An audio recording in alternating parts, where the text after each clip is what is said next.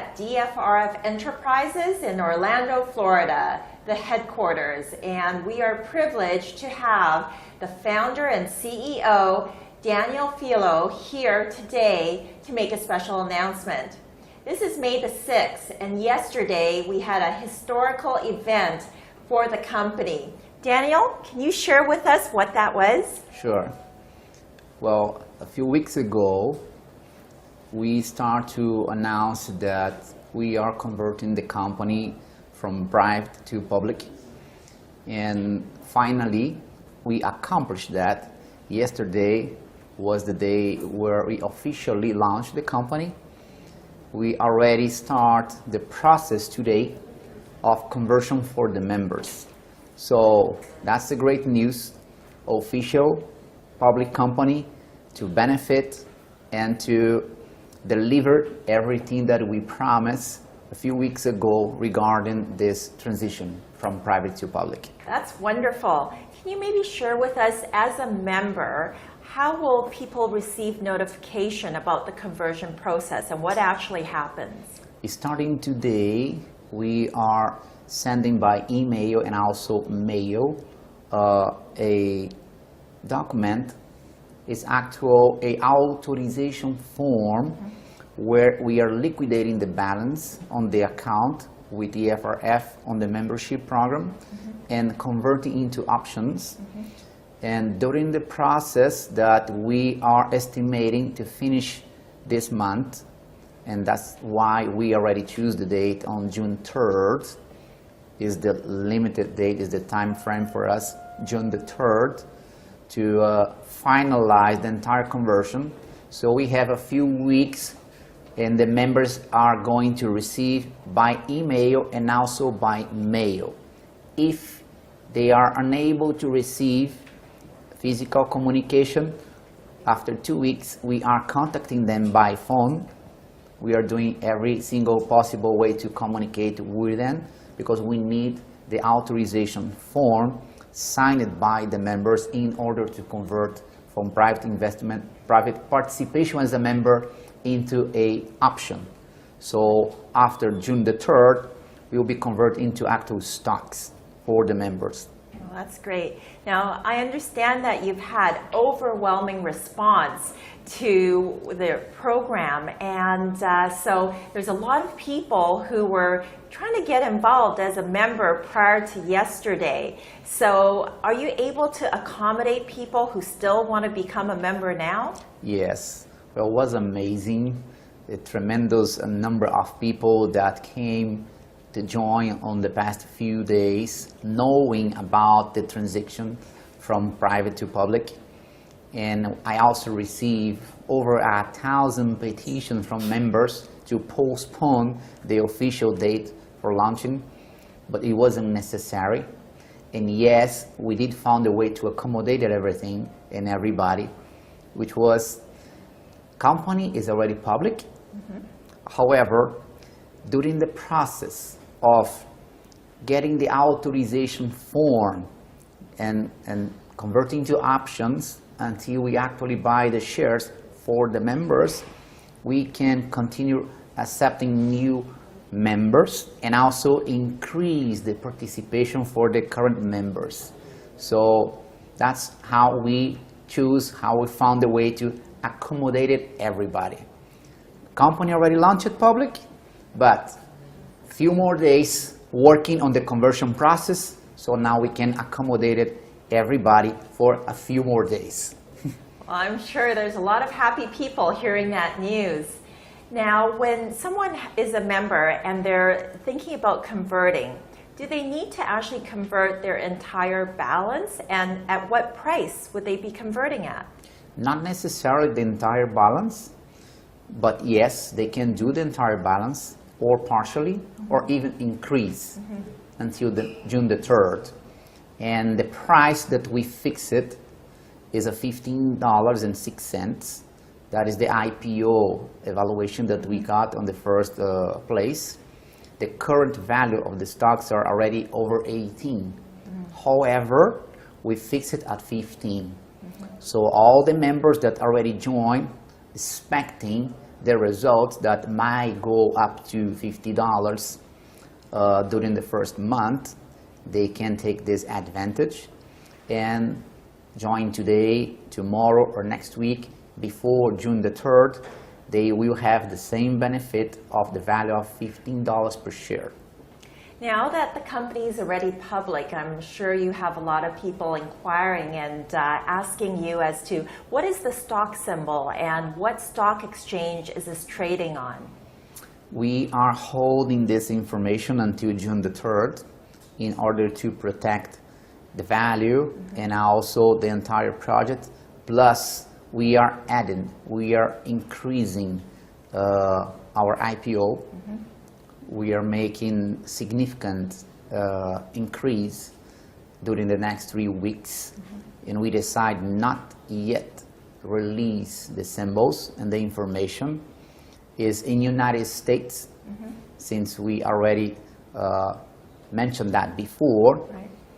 And we are also about to have registration and ready to go in other countries, but we cannot review just yet. So Daniel, when members actually want to liquidate their stock and sell, how would they go about doing that? As a member, we are selling preferred stocks instead of common stocks. So they can come through the company first, and we can do immediately liquidation. We'll buy from the members. Otherwise, they can also go through a broker-dealer and sell on the market. And through the company is a simple process.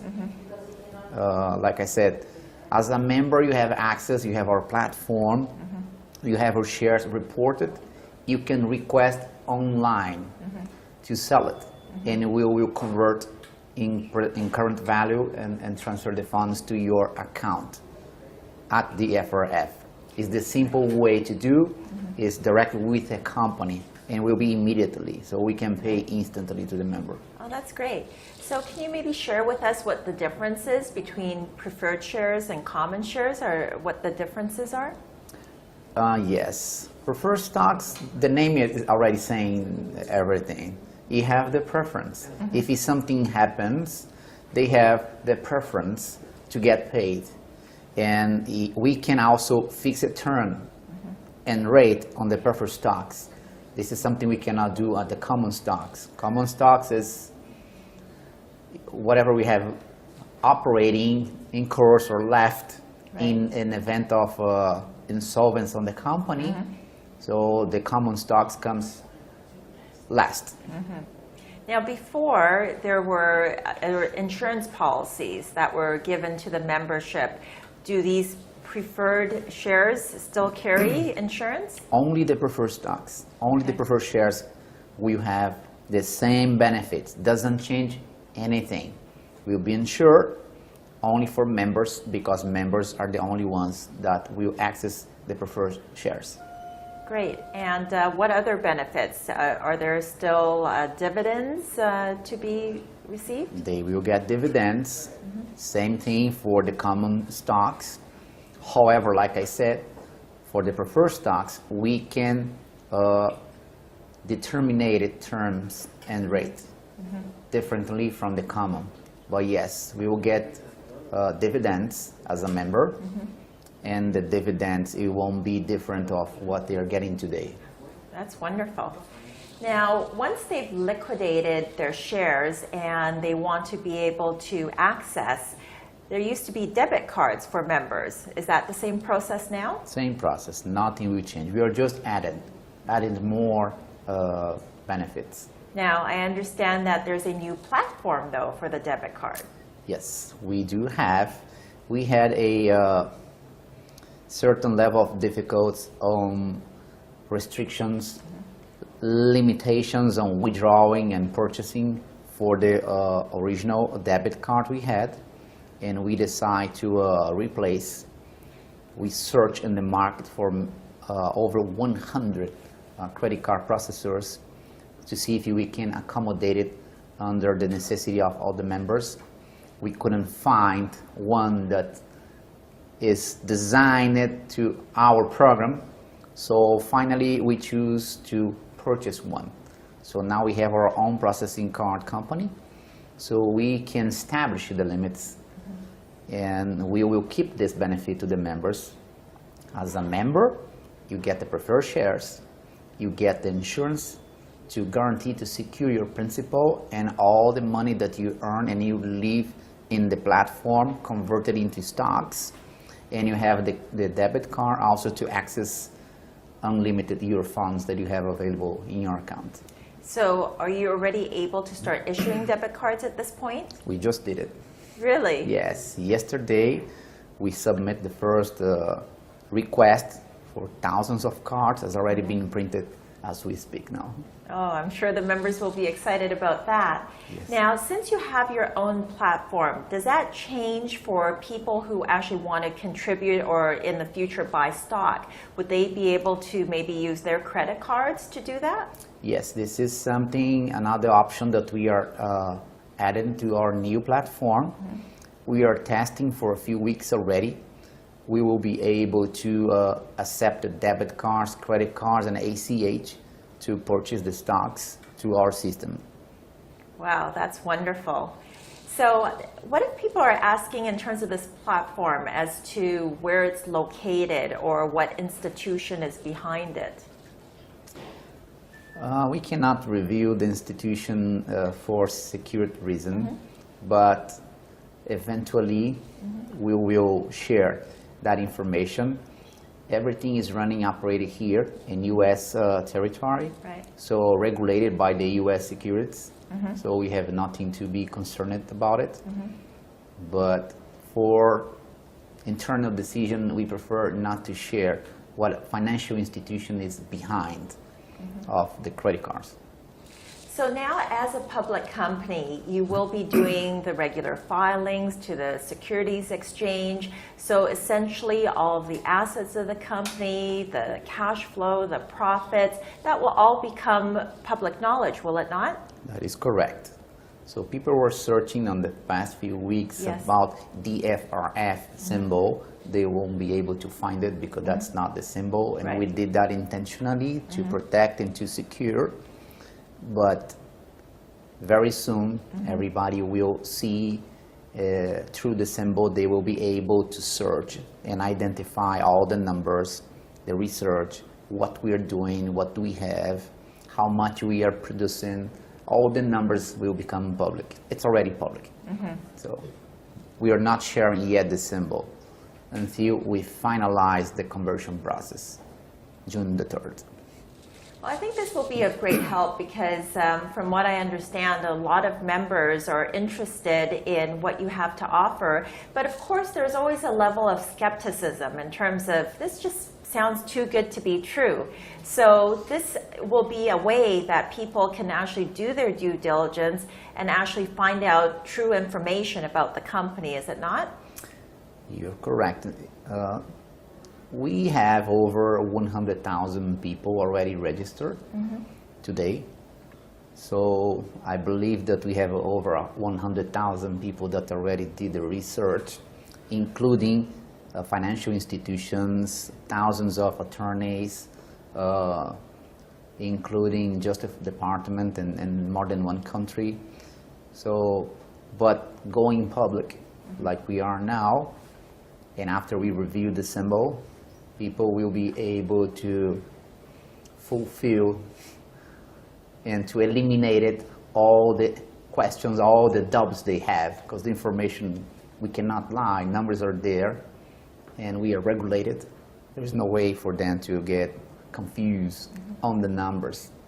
Now, you were speaking earlier about insurance. I would think that for an insurance company to actually agree to insure the contributions or purchases of stock from your membership, that they must have done a great detailed level of due diligence on your company. Can you maybe share with us that process that the insurance company went through? It's a very extensive process for them to accept it. So we passed through several levels of due diligence, not only the insurance, also for the credit card, the debit card processing. We have to be approved and authorized by the financial system, and we did. So we pass through all of them. The insurance company understand today with details what the business is about, what risks they are assuming, taking. And I don't know if we have time for me to go in details specifying how the insurance company analyze and how they make the decisions of go accept or not. But what I can tell you for sure is we pass on the test, on the due diligence, and we are authorized and they are insuring everybody. Now, for an insurance company to accept you, don't they usually actually require some sort of bond or security of some sort? Did you have to place assets with them? Yes. The insurance, in order to accept it, to take this level of risk, they request from us 200% as a collateral and also 100% credit line, dollar per dollar, plus they keep charging us a 7% premium for bond that is printed. So 200% collateral in financial assets that we provided, 100% cash credit line, and 7% premium. So they are over-secured. So they can guarantee and pay without any risk, any problem. They have a huge margin to operate it. Great. Well, thank you so much. Well, it's a pleasure to have you here today and to be able to share this exciting news with everyone. And so we look forward to seeing the growth of this company as it goes into the future as a public company. Thank you, Daniel. Thank you, Serena.